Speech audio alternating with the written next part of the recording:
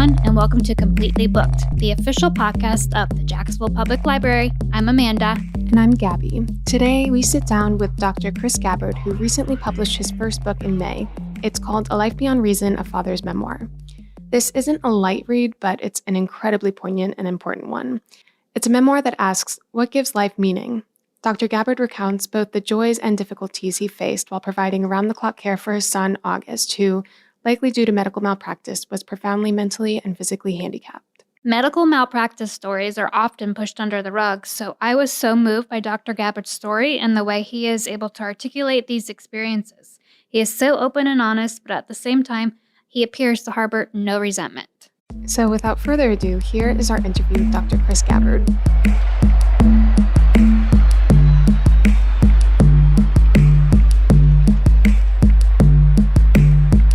So thank you so much, Chris Gabbard, for joining us. It's a pleasure to have you on. Well, thank you for having me. I really appreciate this opportunity.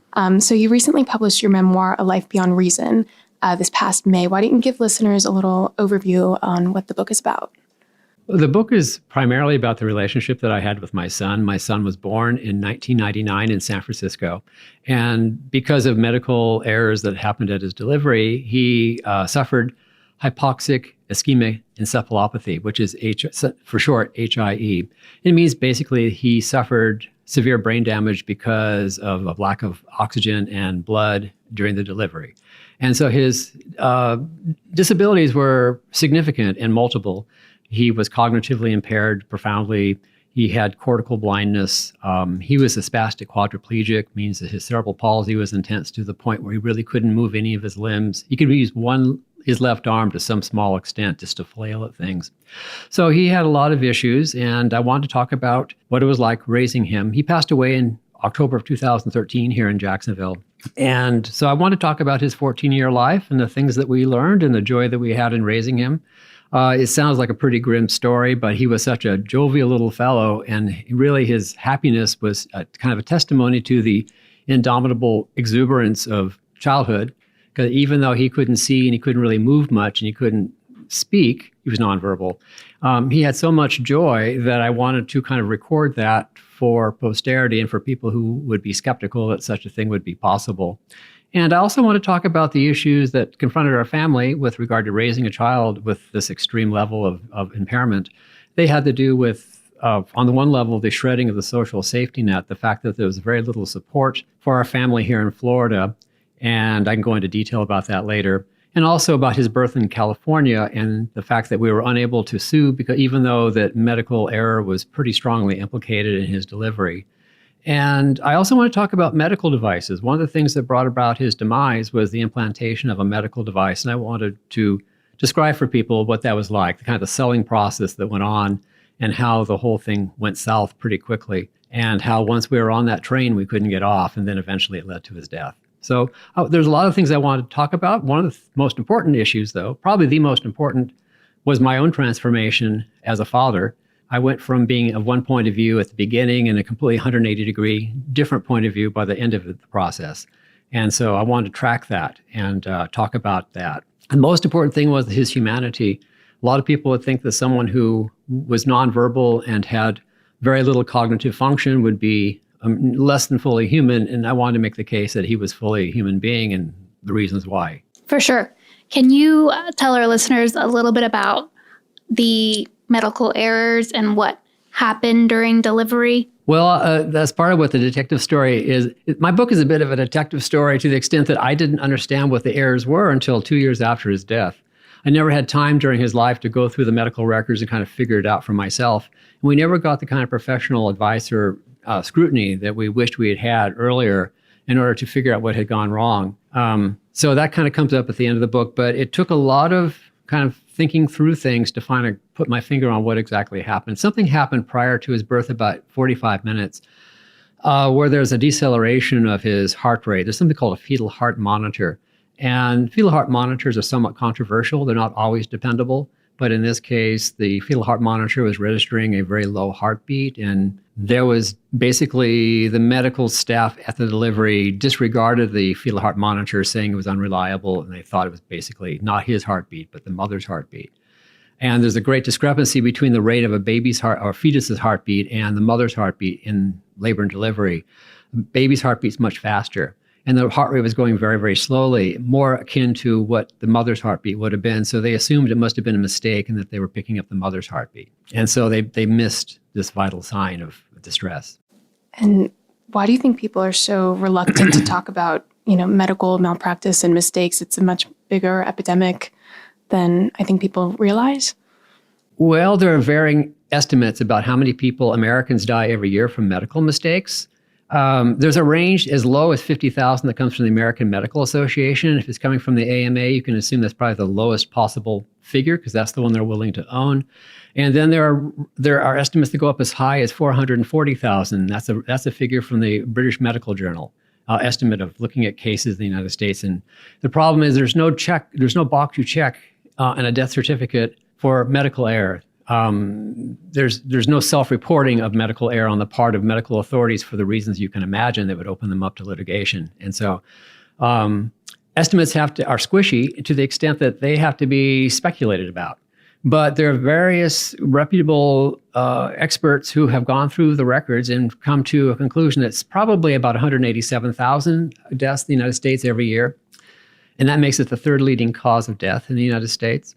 And it's an issue that people don't want to talk about because that is probably the one thing that people very well could die of. And it's very scary to think that they could die in that particular way. You might think that, heart attack or cancer are things that just naturally occur, and maybe you can do some lifestyle changes in order to avoid them. But with medical, there's absolutely nothing you can do. You're completely at the mercy of people who are human beings who make mistakes. And so things happen. Yeah, definitely. Mm-hmm. I remember when... was it Neil Armstrong? He went in for like a routine medical check. Well, no, he had a heart surgery. But his children, 2 sons, this actually came up just a couple of weeks ago because we're in that moment of the 50-year remembrance of the Apollo mission. Yeah, I remember reading an article just a couple of weeks ago about this. Yeah, there was a $6 million payout by the hospital. They didn't fight it. They didn't want to have the publicity, right, being the people who killed Neil Armstrong. So they just paid it off immediately to make the thing go away. And there was a gag order, and for some reason that gag order has been unsealed. Wow. So it's come to light. But also Andy Warhol is another famous person who died that way. There's a nurse who was taking care of him who screwed up and brought about his death. And, once you start digging down, you realize it's much more prevalent than people are aware of. So do you believe that if they had paid attention to the fetal heart monitor during those 45 minutes before delivery, things would have been different? Things would have been different. I'm not sure to what extent. It's very possible our son had some problem before we even arrived in the delivery room, and that he was already experiencing some level of distress. Or it is possible that the level of distress was happening right in the delivery process itself. It's really impossible to say. If he was already having problems before we got there, it's very likely that he would have, if they had caught the problem. And here's how it works. If medical delivery personnel detect that there is a problem in the delivery, usually with heartbeat, they have about 30-minute window to get the baby out. The problem was detected by a nurse at 2:55. It was ignored, and then his birth was at 3:44. So they were outside of the 30-minute window in which they're supposed to do something to get the baby out quickly, which is most often a C-section. And this is a hospital is trying to avoid doing C-sections. So did he come through C-section or vaginally? Vaginally. Okay. And so when he was delivered, did you and your wife expect a healthy boy? Yeah, completely. Yeah, there was almost no indication that there was going to be any problem. He reached his due date without any problems, and then he went 11 days post-date. And there were some worrisome tests that had been conducted after his due date that indicated there was a problem, but the medical professionals said there was nothing really, they weren't serious enough to worry about. Hearing you talk about this, you don't sound, it's very matter of fact. You don't sound mad. 1999 is, how many years is this now? This is 20 years, so it's been a lot of time to spend living with it. So I've written a book about it, and I don't know whether it'll change anything. I don't think it's going to change anything, but I am bringing it to light that this is the story. And part of this is a loyalty to my son, in the sense that I want to tell his story. I feel obligated as a parent and as a survivor to tell the story that happened to him. And so that's one of my primary foci in telling this story, to get that story out. I feel like if it had happened to me, I'd be naming doctor names and hospital names. Well, that's another, writing the book. I'm sure that there were you did omit names and of hospitals and doctors both. Was that a legality thing or a personal choice? Well, it's both. On the one hand, doctors, especially this particular hospital in San Francisco, has very deep pockets and a battery of lawyers, and so they can issue a cease and desist order and make the book go away. And I don't have any pocket at all, much less a deep pocket, which would mean I would at least have to go into court with a lawyer and fight the thing, and I don't have the resources to do that. So the discretion resides is the better part of valor. So it's better not to, go and stir the hive and see what bees come out and then have to fight them off. And then also, if to name names would be to say, well, that problem is peculiar to that hospital. And that would also kind of decrease the impact of the story, which is this is not something that's isolated, happening in only one place. It's something that happens, it's systematic. It's something that happens in many places. So I want to go back to what you said earlier, talking about your transformation as a father. And I know that the title of the memoir, A Life Beyond Reason, does relate to your journey, going from an academic scholar, literally studying the Enlightenment period, to this sort of unexpected personal enlightenment. Can you talk about that sort of play on words and this transition that you experienced? Well, I have to tell my story. And so when I first wrote, I have to tell you how the book came into being, and then I can go back and tell my own story. I was raising my son, taking care of him, being pretty much more of a caregiver than someone raising. In 2010, I was asked to write a piece about it, and it got published, and it got picked up from a book and was republished in the Chronicle of Higher Education. And then I was approached by a literary agent asking me if I'd like to expand it into a book. And that doesn't happen very often, where an agent calls you up or contacts you and says, would you be willing to do this? And I had to say no, because I had absolutely no time. Taking care of my son was taking all of my spare time, and then even some of my time I should have been devoting to my job. So I didn't have the time to write a book, and I said no. Do you have any other children? Yes, one other. Okay. Yeah, and she's a daughter. Younger Cleo, or younger older? by 2.5 years. Yeah, she's 17 now. Her name is Cleo. So so I was raising two children. One of them was requiring a lot of extreme maintenance and hygiene and all the things that go into taking care of a significantly impaired child. And so I couldn't really write a book at that point. But then a day or two after my son passed away in October of 2013, I contacted her and said, I'm ready to write that book now. And so we came up with a book proposal, and we sent it out to all the major commercial publishing houses in New York and Boston. And every last one of them turned it down, except for one editor at one press, Beacon Press. And she was sort of intrigued by the idea, but she thought the book wasn't really ready yet. And so I worked on it some more, and I had her email. And so the editor and I kind of went back and forth for several years, and she couldn't get her editorial board to agree to publish because the marketing people kept saying, how are we going to market this thing? What is the sales pitch?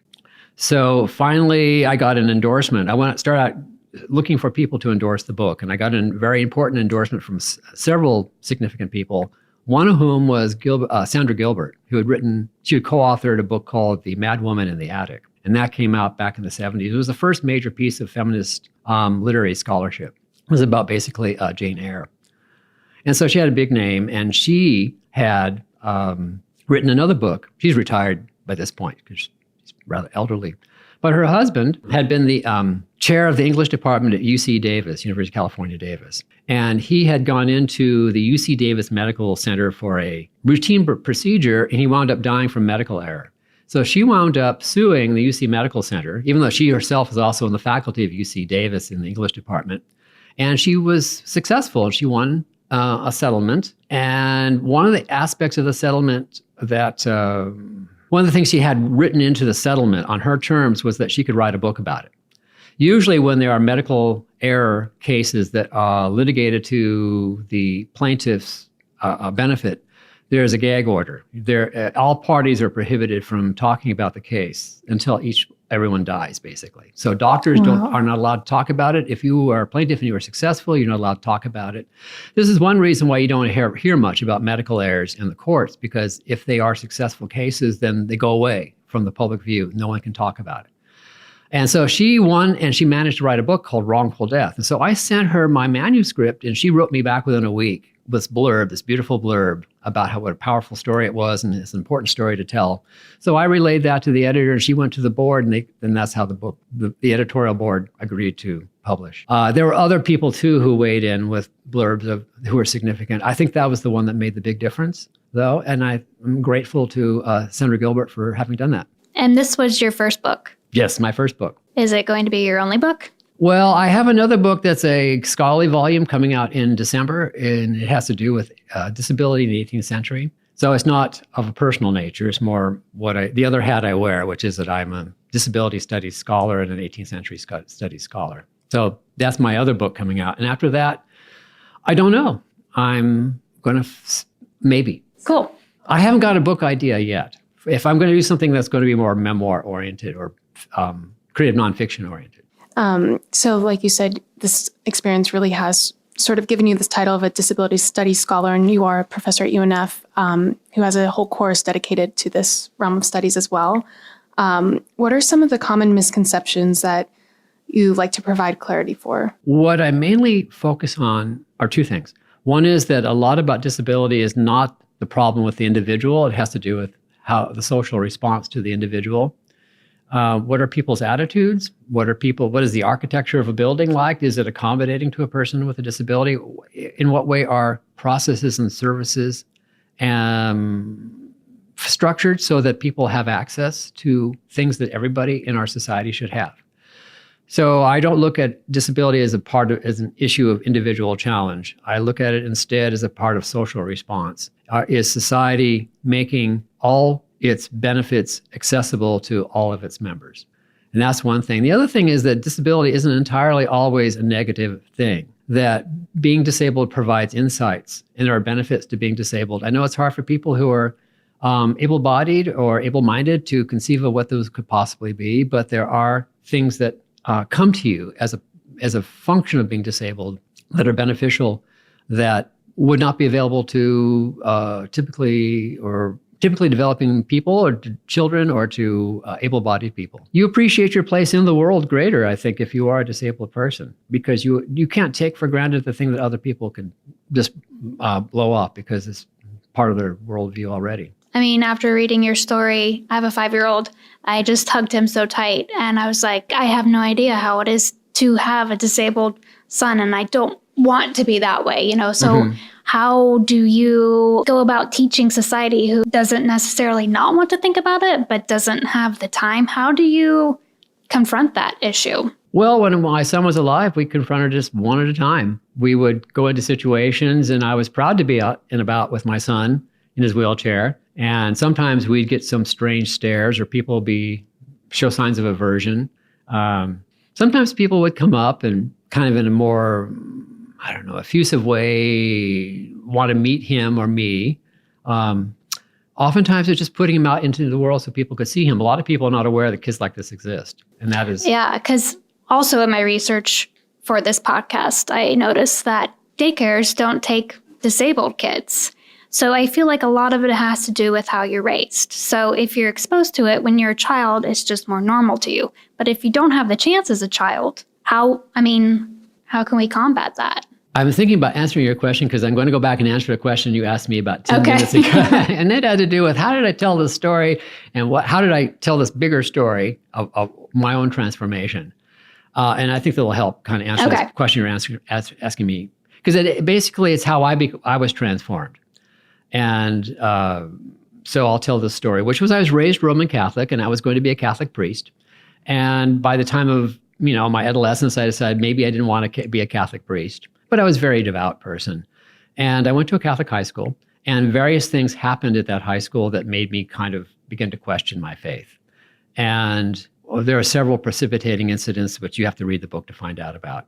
And I basically decided to turn my back on faith and become an atheist. I embraced being an atheist.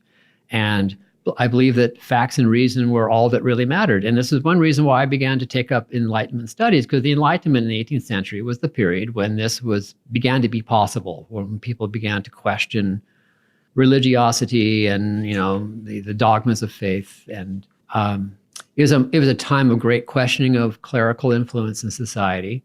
And I was drawn to that. And that's one reason why I took up the 18th century and enlightenment as field of focus. And but behind that was always the idea that, the material reality is all there is, and that facts and reason are all that matter. And then, I got my degree and I got my teaching job and I'm teaching enlightenment. But the thing was, in the process, my son was born. And that began to throw a monkey wrench into all my expectations that facts and reason are all that matter. When I first titled the article that became the book, A Life Beyond Reason, I was thinking solely of my son, that he was the person who had a life beyond reason.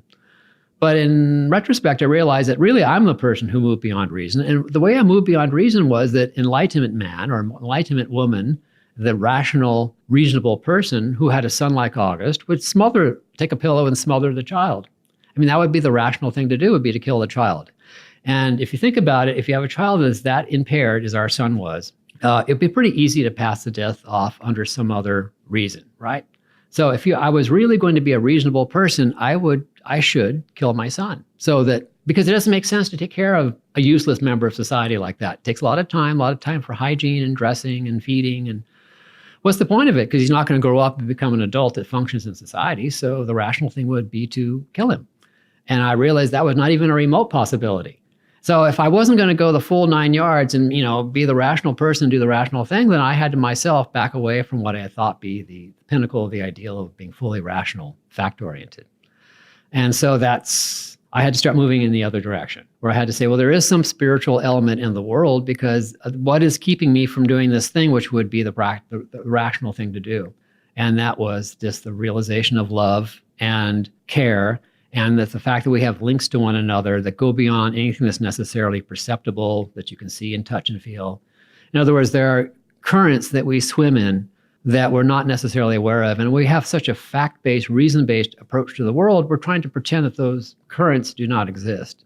And so I was the person who turned out to be the person who was living a life beyond reason, not necessarily my son, although he was living beyond reason in a different way. So if that can happen for me, I think other people are also susceptible to that realization that there's more to the world than just sort of the hard-nosed facts and reason decision-making, because a world based on that alone would be a pretty harsh place to live. Totally. Yeah. Science-based and faith-based now. Mm-hmm. Yeah. Now, that doesn't mean then I turn that facts and reason don't matter. Let me clarify here. I don't want to say because I turned away from them that I eschew them.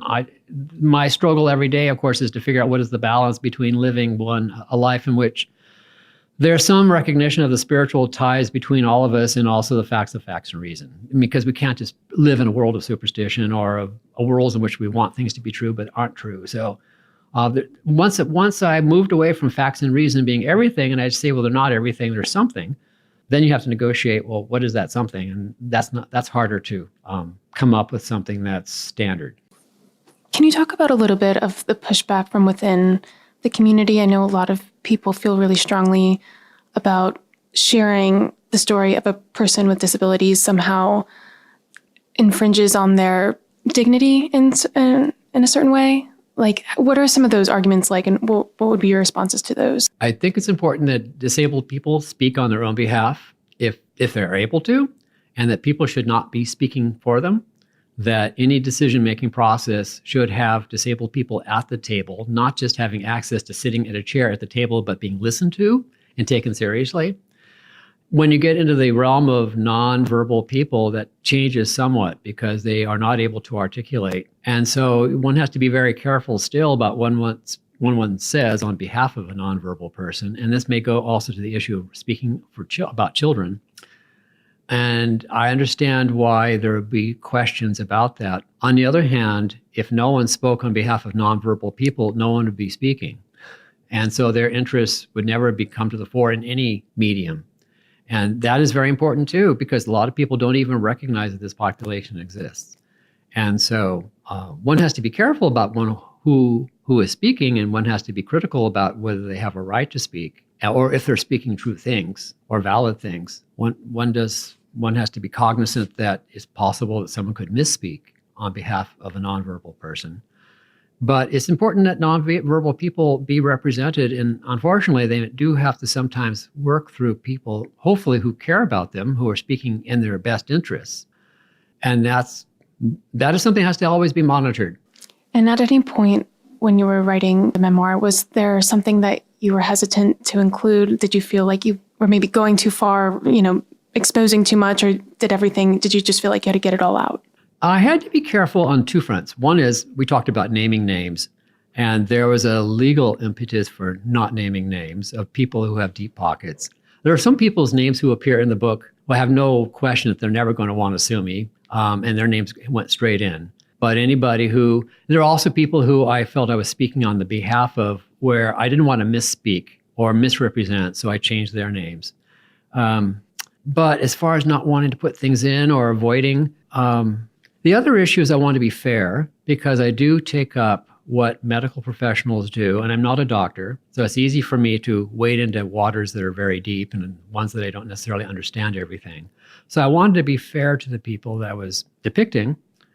So I was trying not to let my anger or frustration tilt too much what I was saying in the book. I kind of wanted to just present this to the reader and let the reader decide, because I can't say for sure exactly what happened.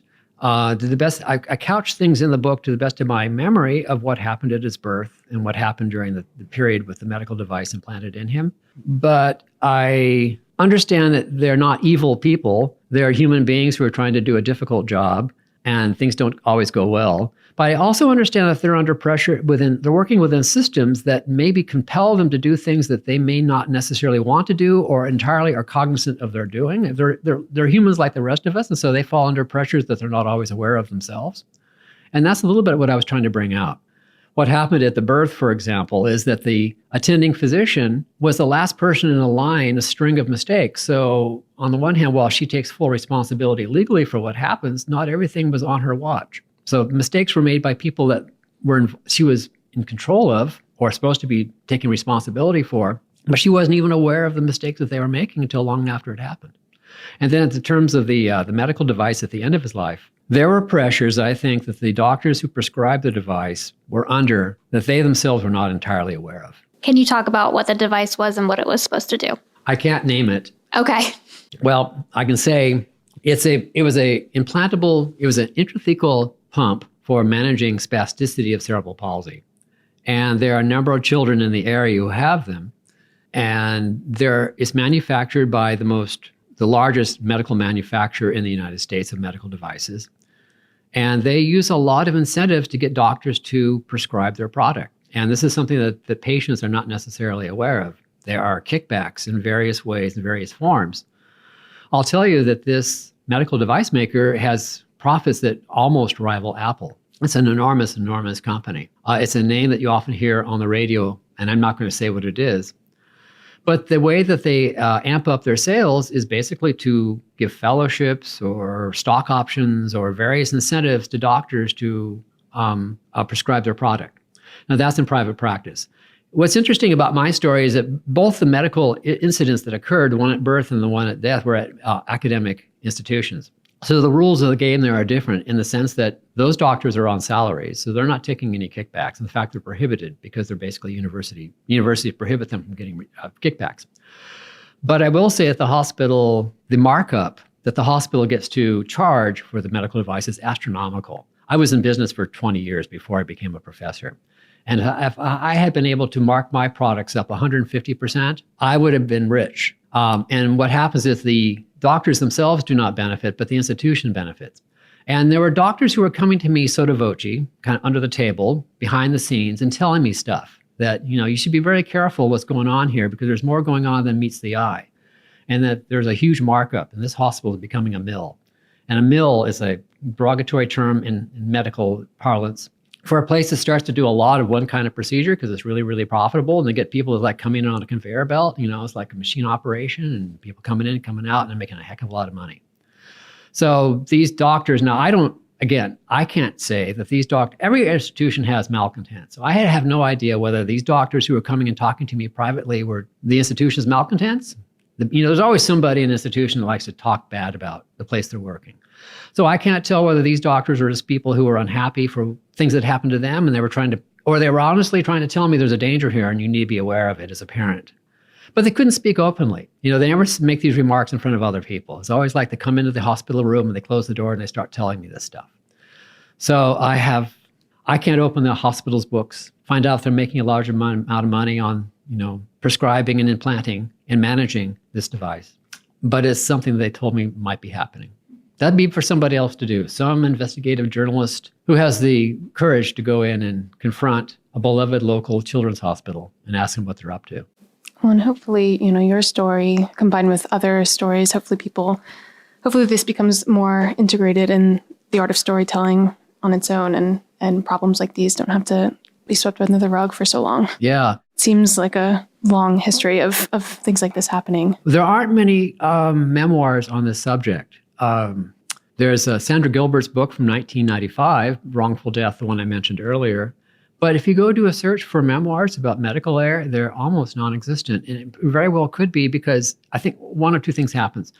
In the cases where the people sue and they succeed in court, then there's a gag order and they don't write about it. They don't talk about it. And it goes silent. And the people who have this happen to them, though, may not have, on the other side of the spectrum, they don't have the ability to tell their story. They're not writers. Maybe if they are writers, they aren't able to get a book published because maybe publishers are afraid of the topic because, we're non-doctors. And so we can be accused of, well, you don't know what you're talking about. You don't have medical training. Definitely controversial. Yeah. And there's a lot of pushback.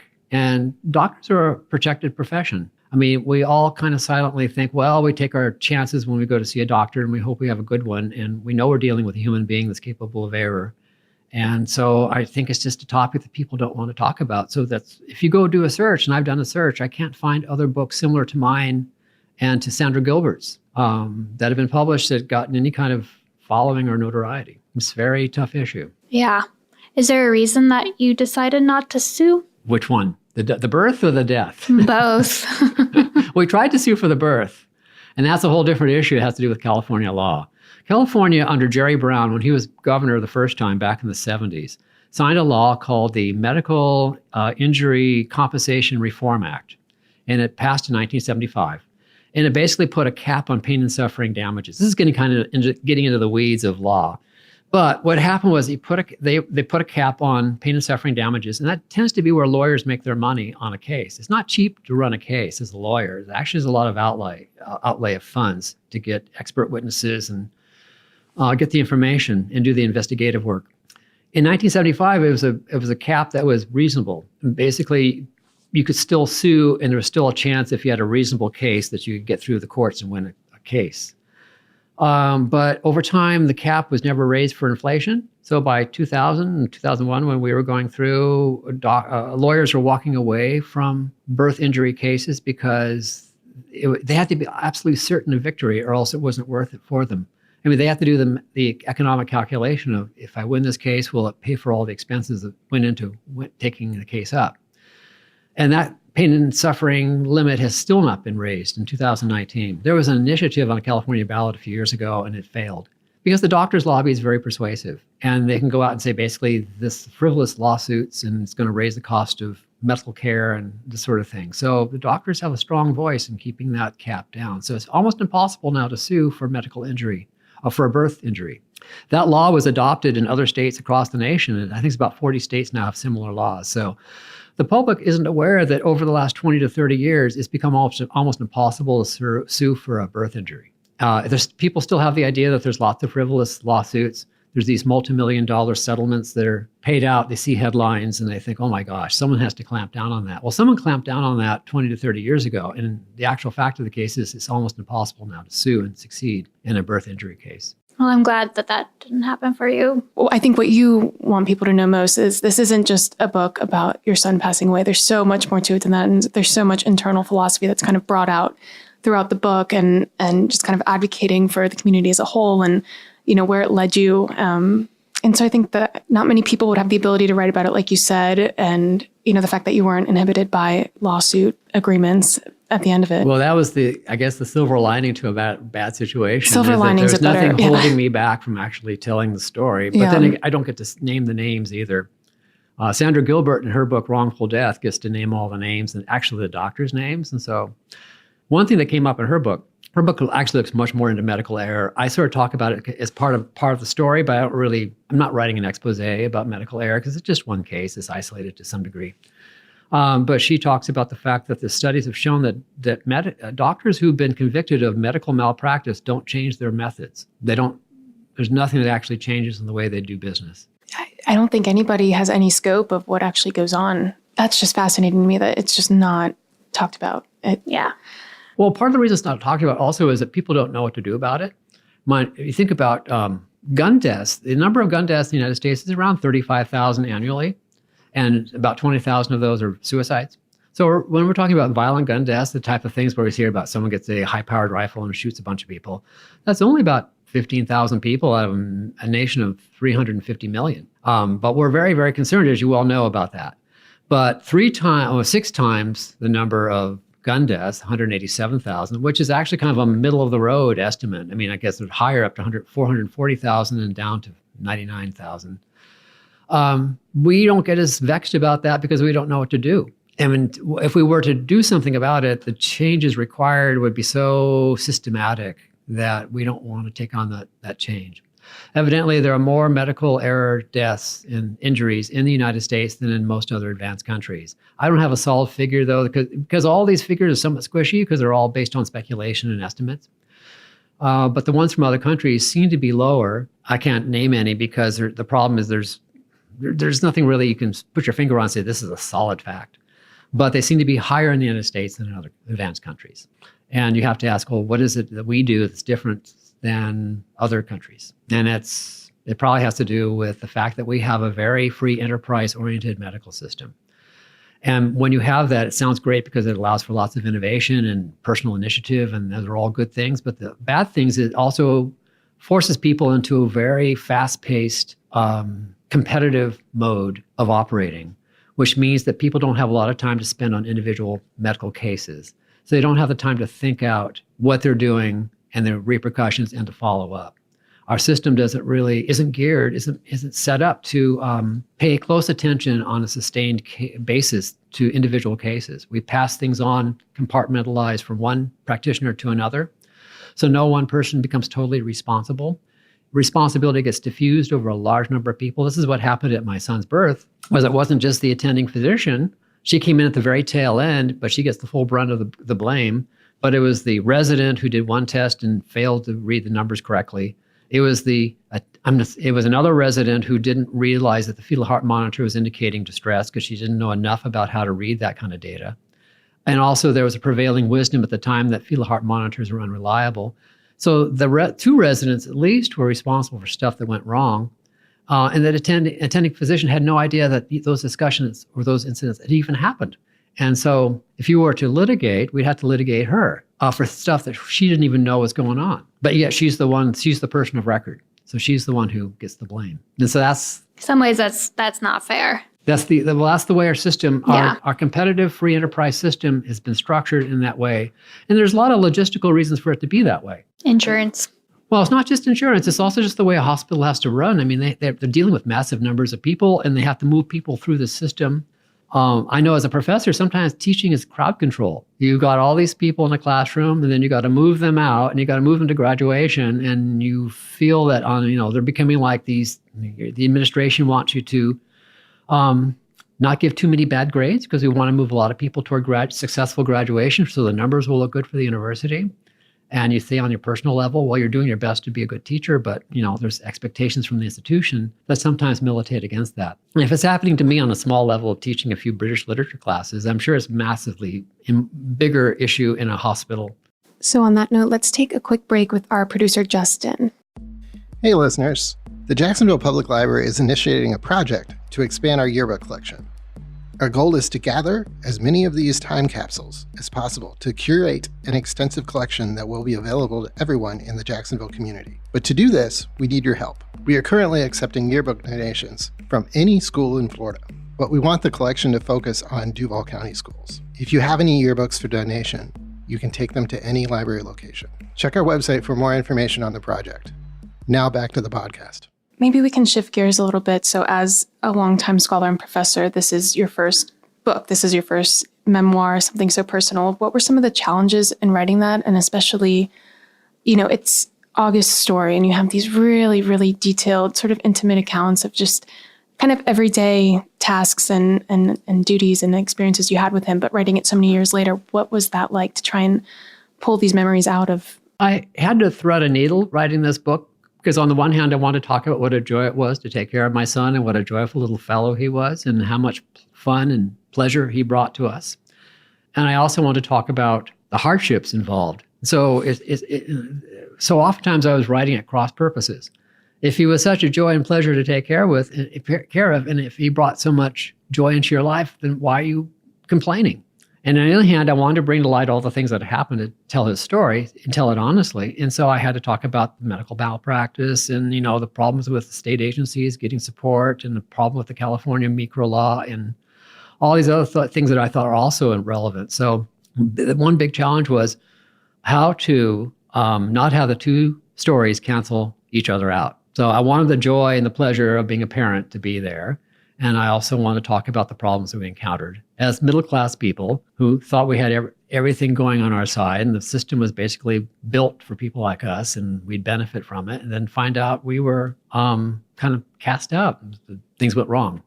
So that was one big challenge. Also, I had to learn how to tell a story. I got my BA actually in creative writing, but that was a long, long time ago. And then I went and got my PhD in British literature, and I learned how to write in a scholarly fashion. And writing as essays, expository essays, is quite different from telling a story. So I had to figure out how to tell a story. I mean, you spend the bulk of your professional life reading other stories and teaching, students how to read stories and how to write about stories, but doing it yourself is a whole new experience. Well, yeah, because I thought if I've been teaching stories all these years, I should be able to write one. I should be able to tell a story. But once I tried to do that, I didn't know what to do. And I had to go back. Professors want to profess. We want to tell people things. And that's antithetical to telling a story because professors want to blurt it all out and tell you these truths and these facts and figures and information and ways to think about the world and expose the way the systems work and talk about their theories.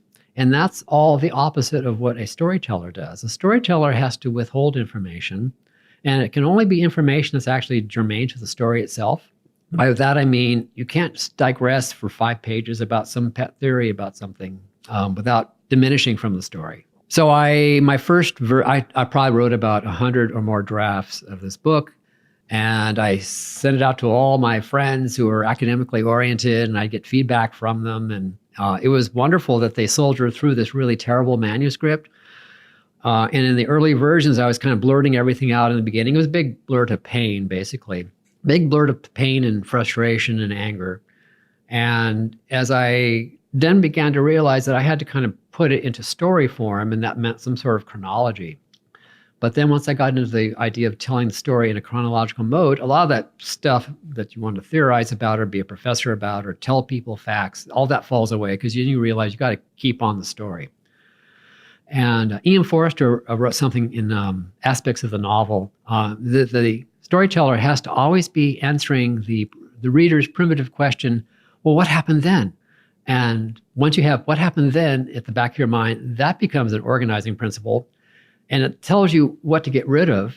And then you think, well, what did happen then? But even when you got what happened then as your primary question, you can't just tell them this happened and then this happened and this happened. Then you have to start thinking about putting it into an order that would be interesting to people, which means you have to withhold information. And that's what I had to learn how to do, is not profess, not tell people things, or when to tell people things, what's the right time to tell people things. And what are some of your favorite moments with August that you touched on in the memoir? One was running through the Phillips Craig Swamp Cemetery in San Marco. He was in his jogger. We had a supersized jogger made by the company. It's just like, you've seen joggers, but they make one big supersized jogger for bigger disabled kids. And it was a pretty rough cemetery. It's full of these old tombstones from the 1840s and 1850s. And we'd run through there, and he loved to run over rough surfaces. He'd start to squeal with joy because he liked to be jostled. His life was not much where he got to be jostled because he didn't walk. People who are not ambulatory miss out on something called vestibular stimulation, and that's something in your inner ear. It's part of your orientation in space is not exercised because your vestibular stimulation is not occurring. So when he would be in the jogger and we'd be going over this rough surface and he bounced up and down, he'd get some of that. And he really just loved that. And so that was one of my best moments in the book. And then it starts to rain on you guys. And then we get stuck in this terrible storm with just the lightning going off right over our heads, and we're trying to get home without getting struck by lightning. And it was pretty scary, but it was fun.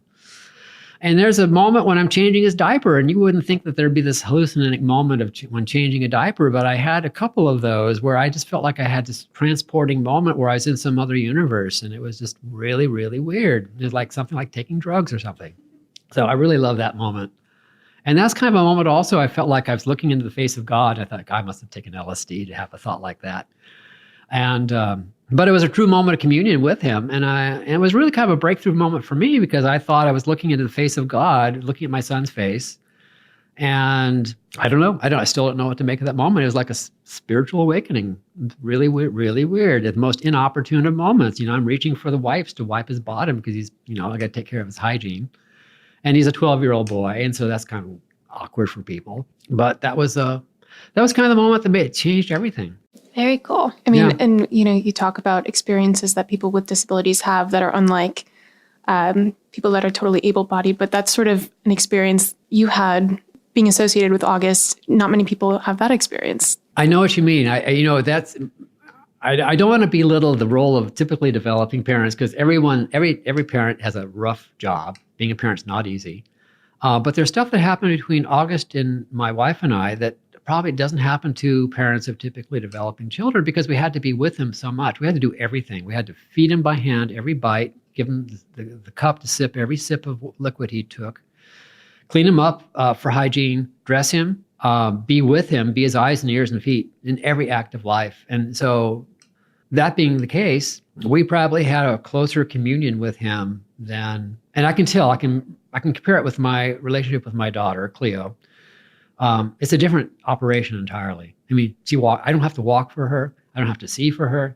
She has all the issues of being a teenager, but it's a different thing altogether. It makes you, when you're raising a typically developing child, you do have some reasonable expectation that they're going to become an adult someday. And they're going to be out in the world whether you want them to be, and they may be going into crime or they may be going to Yale. You never know where it's going to go. They become president, they become, something terrible. But you have an expectation that someday they're going to be out of the house and on their own, and you do the best you can to raise them and prepare them and get them out so they can function well. But with a child like that, you don't have any of those expectations. So you certainly have to reconfigure all your expectations and thoughts about what parenthood and what being a human being is about. And that's one of the benefits that came from our experience with August was it made us think about parenthood even in a way that we never would have dreamed of otherwise. Yeah. I mean, I have just one. I have a 5-year-old, and now I have like a 6-week-old kitten. as you can tell, I'm like all beat up, but I feel like I have no time for myself, you know? Uh-huh. And I knew that you were coming on the podcast. And so while I was getting Arlo ready for bed last night, I was like, okay, he's asleep. I have my alone time. I imagine that for August's life, you were never off. I mean, as a parent, you're never off, but when they're sleeping. Well, it got particularly intense for me after about in 2009, because my wife had an injury from lifting him. He got heavier and heavier, and finally she had a herniated disc in her neck, and then she had a titanium disc to replace that ruptured disc. And so she had a weight limit put on her by her doctor of 50 pounds. So she couldn't do any lifting. And so that meant suddenly I had to do all the doctor's appointments and all the therapies. And when you have a child like that, you wind up going to the doctor almost once a week for one thing, one doctor or another, or one therapy appointment or another.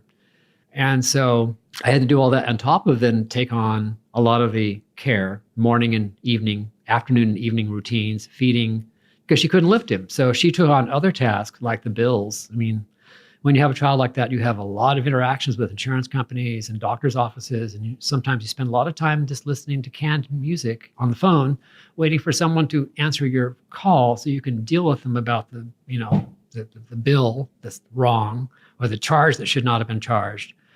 And so she took on all that work, kind of the bureaucratic stuff of raising August, and I had to do all the kind of the heavy lifting. So my entire life became devoted, and I didn't leave. I couldn't leave the house for more than 8 hours at a time because someone had to be there who could lift him. Now, we had a lift The problem with lifts, like a Hoyer lift, is it takes a lot of time. It takes maybe 10 minutes to get a child changed from a bed to a wheelchair with a Hoyer lift, whereas I could just pick him up and put him there in like 30 seconds or less.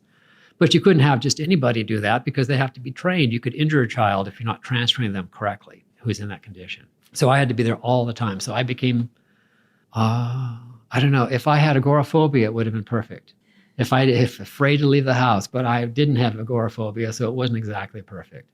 But then after a while, I mean, there are moments of despair, but I never thought it was pointless. I had one of the great deals about August that I never thought I would experience. If someone told me about this years before we had him, that I would someday like really, really enjoy being with him and have this child that was so fantastic, even though he couldn't do anything, and he would like raise my consciousness in so many different ways, I would have thought they were crazy. I just never would have thought that was a believable thing. And I'm sure people who read my book or hear the story probably have the same impression. Oh my God, I'm so glad that I'm not having to go through that. What a terrible hardship. But I never thought it was pointless. Well, then I feel like you were chosen. Well, there probably are lots of parents in my situation who feel it is pointless, that are going through the, but I don't think so. I think I speak for a lot of parents in my situation who have terribly impaired children who get pleasure out of it, but it's hard for other people who don't have that experience to understand that. Mm. I recently, the fellow who went across Antarctica on his own, you remember that story maybe about 8 months ago, how he was the first person to walk across Antarctica.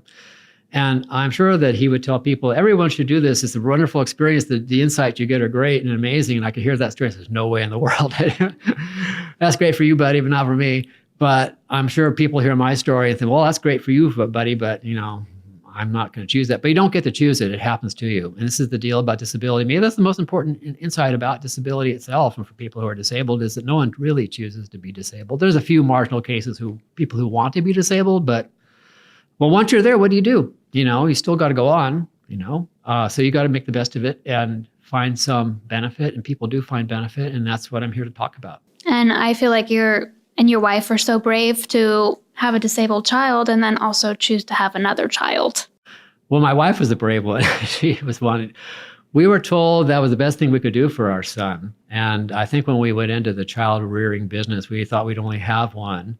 And then we had August. And then my wife really wanted to have another one. And people told me, well, the best thing for your son would be to have a sibling. That isn't really fair to the sibling, though. There's all sorts of issues for the sibling, because suddenly now they become, in case August had not passed away, she would have had to be the guardian. And that's a huge responsibility to impose on somebody. But yes, my wife was the braver one than I. By that point, I was just going along. But I'm happy. Cleo's a wonderful daughter. She's going down to Sarasota to join the Sarasota Ballet. Wow. Now she's quite accomplished, and we're very proud of her. And we're going to actually take her down in the next week or two and get her settled up. Very cool.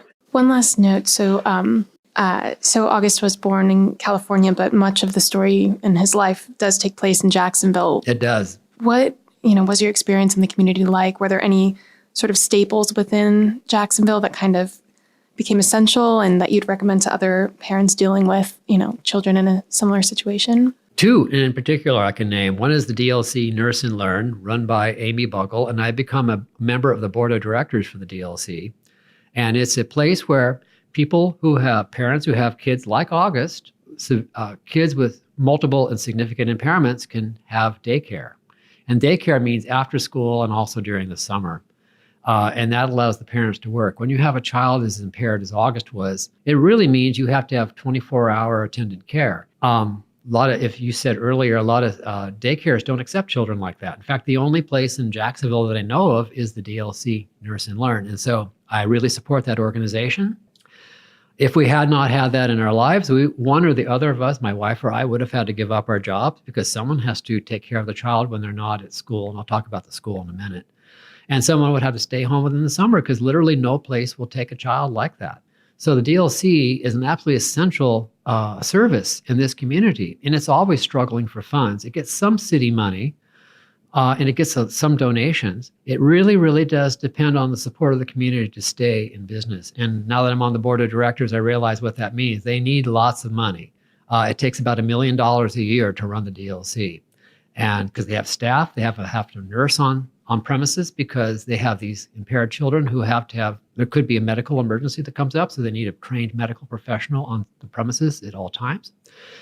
and insurance is high. And so there's lots of issues involved. And I decided I wanted to devote my energies to the DLC Nurse and Learn because we learned firsthand how essential it is to have a place for parents to be able to take their children where they feel their children are being well cared for. And the DLC Nurse and Learn does that.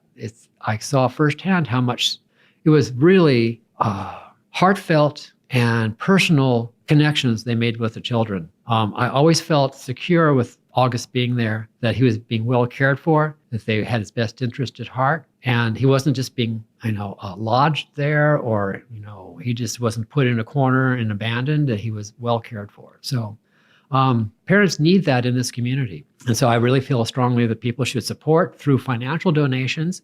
And if I could just say, on September 12th, there's going to be a dinner, a fundraising dinner in Jacksonville. If you go to the DLC Nurse and Learn, just dlcnl.org, and you can find out about that fundraiser. It's about, I think, $75 per ticket. And I really highly recommend people go to the dinner or send a contribution. This is a valuable institution in town.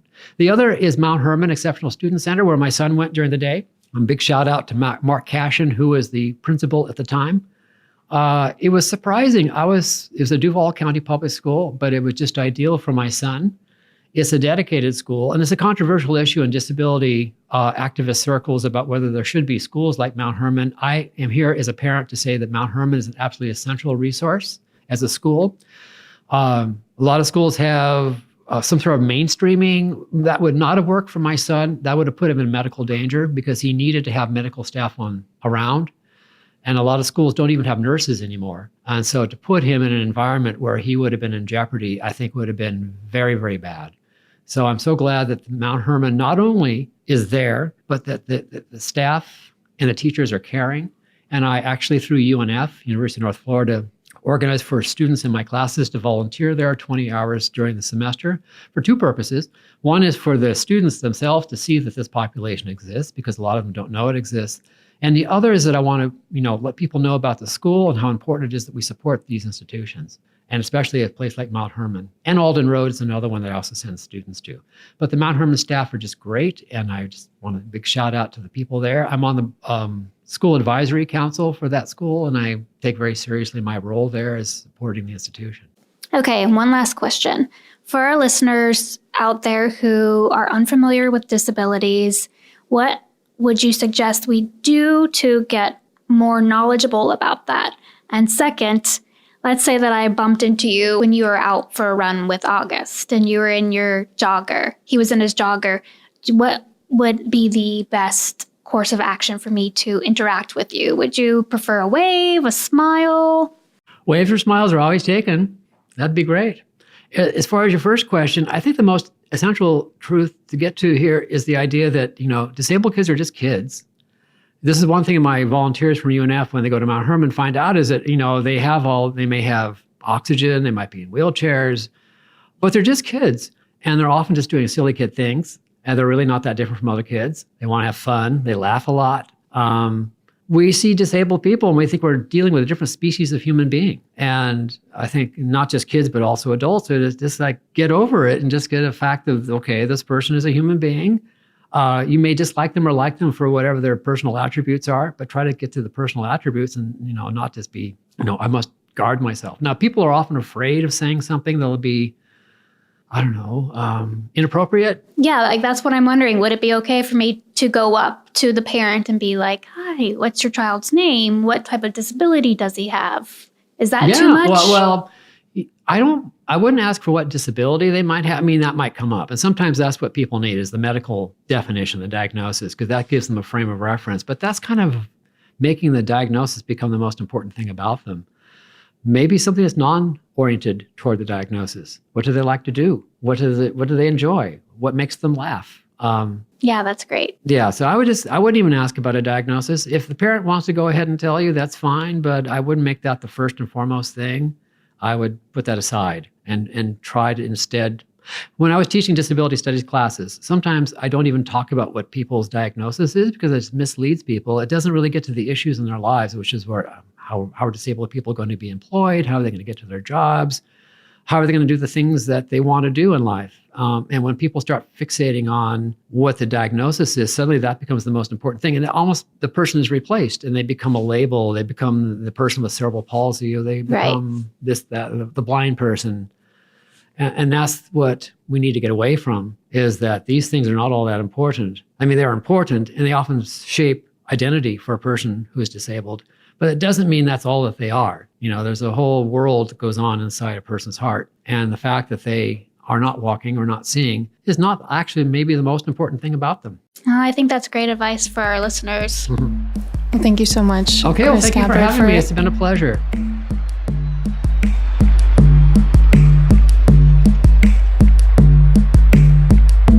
Thank you so much for tuning in to Completely Booked today. We hope you enjoyed hearing Chris Gabbard's story. We have several copies in the library's catalog if you would like to read it for yourself.